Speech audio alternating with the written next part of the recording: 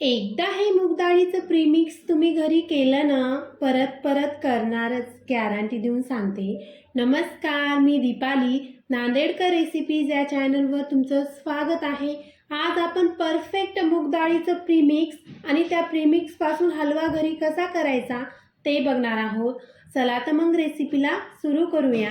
सर्वात पहिले काय करायचं, आपल्याला इथे एक भांडं घ्यायचे. त्या भांड्यामध्ये नॉर्मल 2 वाटी मुगाची डाळ ॲड करायची आहे. आपल्याला ही मुगाची डाळ हिरवी सालायची नाही घ्यायची आहे, नॉर्मल पिवळी डाळ इथं वापरायची आहे. आता ती डाळ की नाही स्वच्छ आपल्याला 2 पाण्याने हाताने चोळून धुवून घ्यायची आहे. आपल्याला 2 पाण्याने ही डाळ धुवायची आहे. तुम्ही बघू शकता मी डाळ स्वच्छ धुत आहे. आता हे पाणी जे धुतलेलं की नाही मी साईडला टाकून देते. आता हे जे पूर्ण पाणी काढण्याकरता आपल्याला काय करायचे, आता एक मी भांडे घेतले. आता त्या भांड्यावर की नाही आपल्याला एक चाळणी ठेवायची त्या चाळणीमध्ये पूर्ण ती डाळ टाकून द्यायची, जेणेकरून आपल्या एक्स्ट्राचं पूर्ण बाहेर पाणी पडेल. आता मी ही डाळ त्या चाळणीवर टाकून घेते आणि 5 मिनिटाकरता आपल्याला त्या चाळणीवर डाळ तशीच ठेवायची. तुम्ही बघू शकता मी डाळ ती चाळणीवर ॲड करत आहे. आता मी साधारण 5 मिनिटाकरता ही डाळ तशीच ठेवते. आता त्या चाळणीला धरून आपल्याला 2दा-3दा टॅप टॅप करायचे, म्हणजे एक्स्ट्राचं पाणी बाहेर पडेल. तुम्ही बघू शकता 5 मिनिटाकरता हे असंच ठेवून देऊ.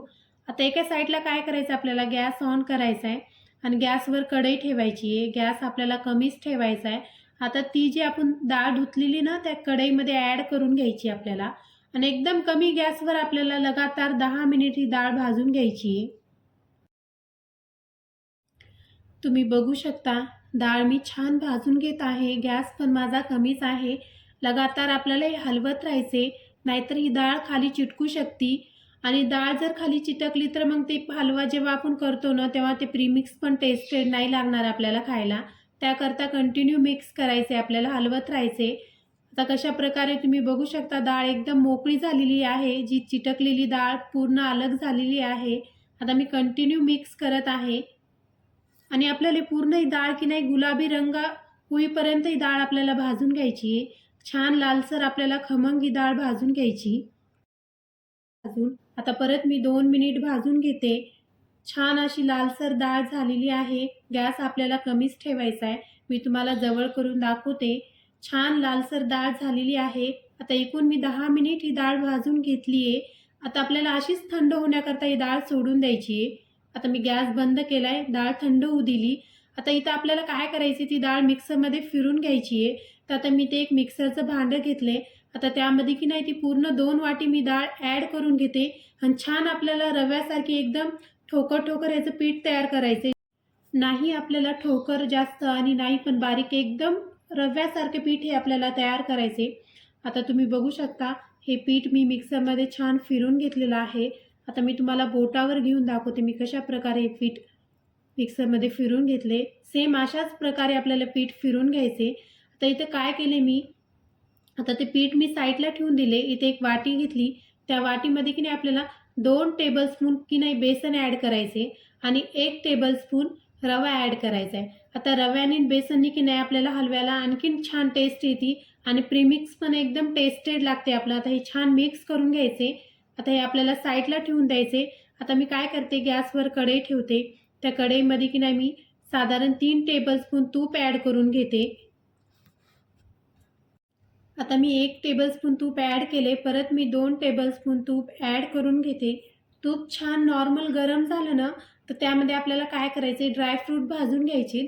आता इथं मी ड्रायफ्रूटमध्ये की नाही फक्त मी काजूच यूज करणार आहे. आता मी काय केले, 15 ते 20 काजू की नाही मी त्याचे तुकडे केले. 1 काजूचे 2 तुकडे केले आणि ते की नाही तुपामध्ये मी छान लाल होईपर्यंत भाजून घेतले. आता ते काजू मी साईडला काढून घेते. तुम्ही तुमच्या आवडीनुसार त्यामध्ये ड्रायफ्रूट ॲड करू शकता. आता आपण जे वाटीमध्ये ते कढीपीठ आणि रवा जे मिक्स केलता ना, आता आपल्याला त्या कढईमध्ये ते तुपामध्ये ॲड करून घ्यायचं आहे आणि कमी गॅसवर आपल्याला, गॅस एकदम कमीच ठेवायचा आहे. कमी गॅसवर आपल्याला 2 ते 3 मिनिट भाजून घ्यायचे. आता तुम्ही बघू शकता मी कशा प्रकारे हे पीठ भाजून घेत आहे. तुम्ही बघू शकता मी कशा प्रकारे हे पीठ भाजून घेत आहे, रवा आणि बेसन. आता मी 1 मिनिटानंतर छान नॉर्मल कलर आलेला आहे. परत आपल्याला 2 मिनिट भाजून घ्यायचे आणि छान अशा प्रकारे लालसर भाजून घ्यायचे. आता त्यामध्ये काय करायचे, ते रवा आणि बेसन छान लाल झाला ना तर त्यामध्ये आपल्याला जी मुगाच्या डाळीचं पीठ ते आपण मिक्सरमध्ये फिरवले ना ते ॲड करून घ्यायचे. आता ह्या ज्या मुगाच्या डाळीच्या पिठाला की नाही आपल्याला जास्त भाजायची गरज नाही, कारण की आपण आधीच डाळ जास्त भाजून घेतली होती. त्याकरता आपल्याला 2 ते 3 मिनिटाकरता हे पीठ छान भाजून घ्यायचे.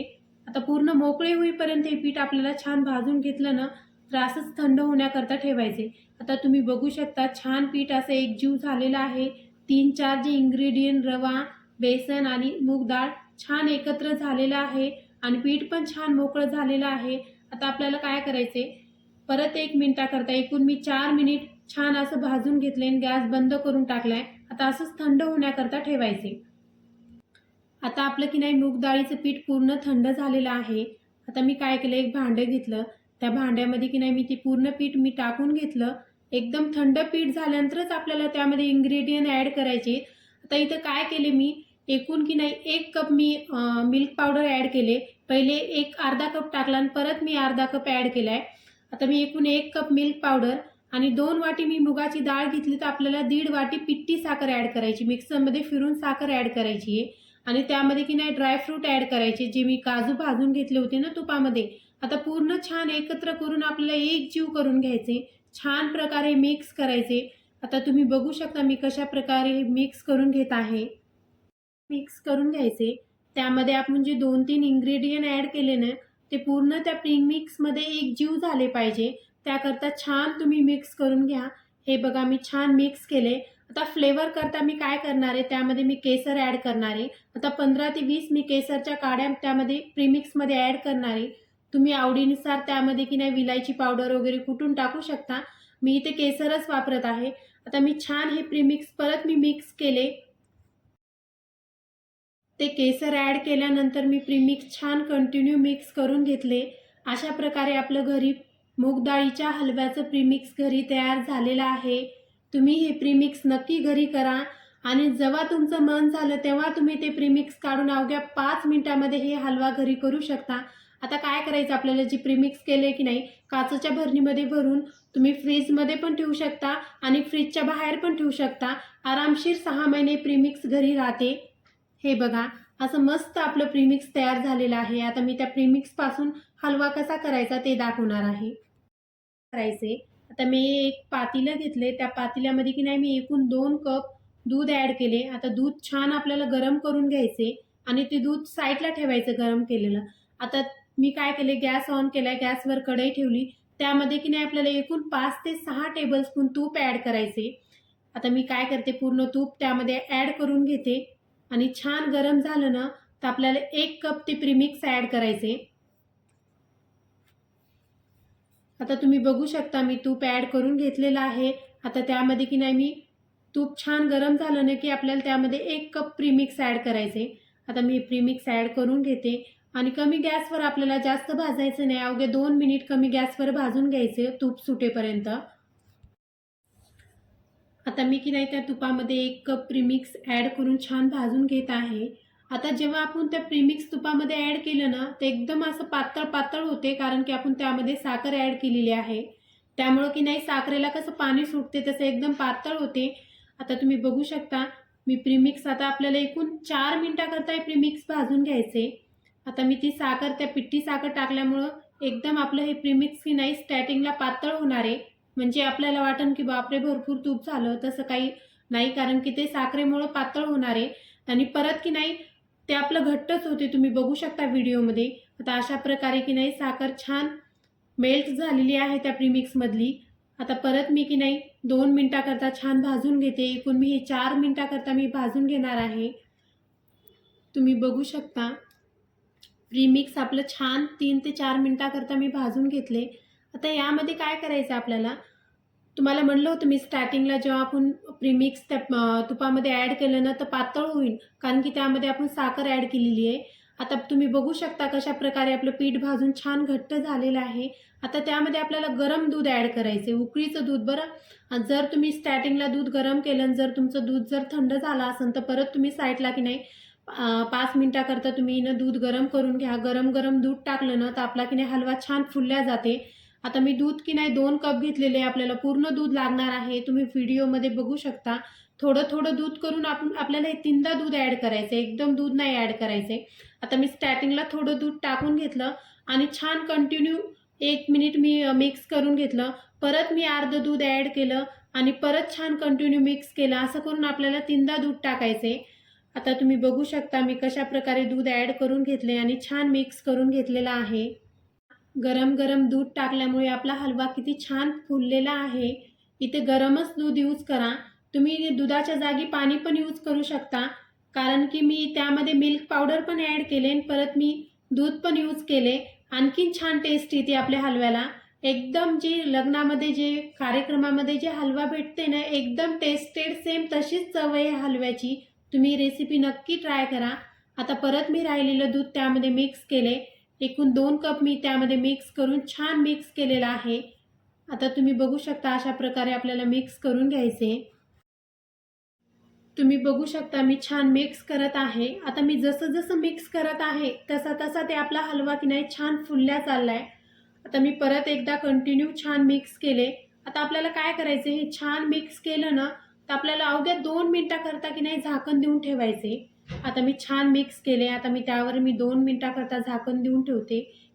झाकण देऊन ठेवल्याने काय होईल की आपल्या हलव्याला की नाही छान तूप सुटल्या जाईल. तर त्याकरता आपल्याला की नाही झाकण देऊन ठेवायचे.